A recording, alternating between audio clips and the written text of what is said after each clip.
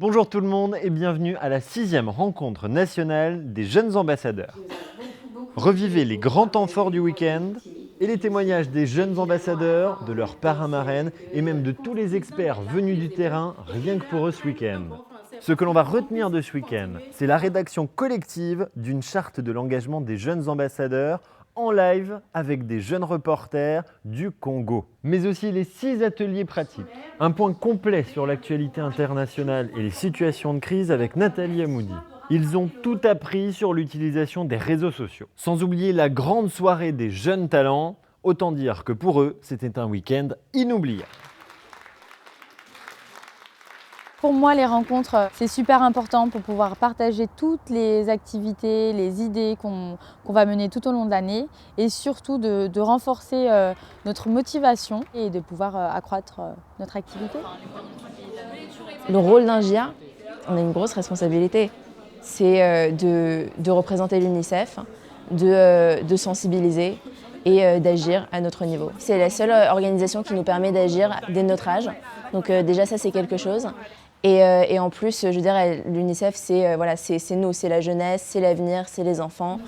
Et je pense qu'on se doit, en tant que jeunes qui ne souffront pas d'abus, d'agir pour ceux qui en souffrent et pour ceux qui en ont besoin.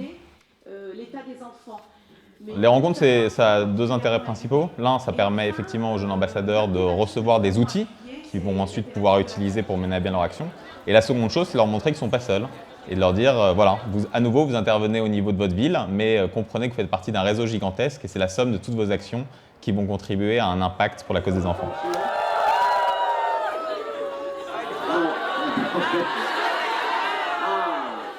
Le temps fort du week-end, j'ai trouvé que c'était qu'on a vu les jeunes reporters en RDC. C'est une chose qu'on n'aurait jamais eu l'occasion de faire si on n'était pas venu ici à Lyon.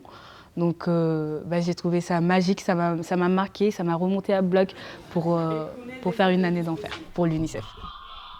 Même à l'autre bout du monde, il y a des enfants comme nous qui veulent promouvoir le droit des enfants, enfin qui se battent comme nous en fait. Donc ça fait quelque chose en fait. On fait un banc pour vous, allez.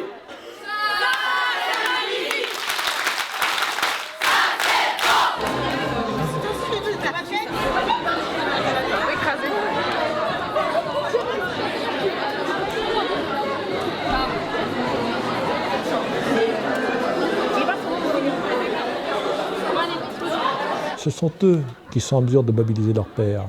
Ce sont eux qui sont en mesure, avec leur langage, avec leur méthode, avec leur technique, de faire partager les valeurs qui sont les nôtres. Ce sont eux qui sont capables d'obtenir la meilleure écoute. Je crois profondément que l'engagement qu'ils témoignent quand ils sont ados ou jeunes adultes, cet engagement, ils vont le garder tout au long de leur vie. Et ils vont s'appuyer dessus pour essaimer. Donc c'est effectivement une force importante. Je me rends compte maintenant que Twitter, enfin tous les réseaux sociaux en général, eh bien, ils apportent vraiment un grand pouvoir. C'est vrai que les réseaux sociaux nous permettent de justement briser toutes les frontières, d'aller au-delà. C'est important et ça peut toucher encore plus les jeunes puisqu'ils sont présents dans les réseaux sociaux. Moi, il faut que j'appelle mes potes là, faut que je tweete, que je mette un message sur Facebook, que je les poke. Regardez là.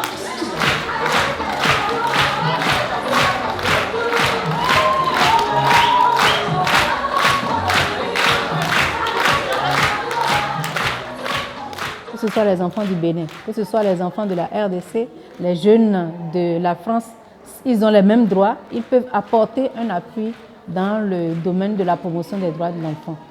Je suis satisfaite de ce que j'ai appris, ce que font les jeunes ambassadeurs français et je crois que ça va m'apporter un regain, une force pour pouvoir mieux travailler avec les enfants reporters au Bénin.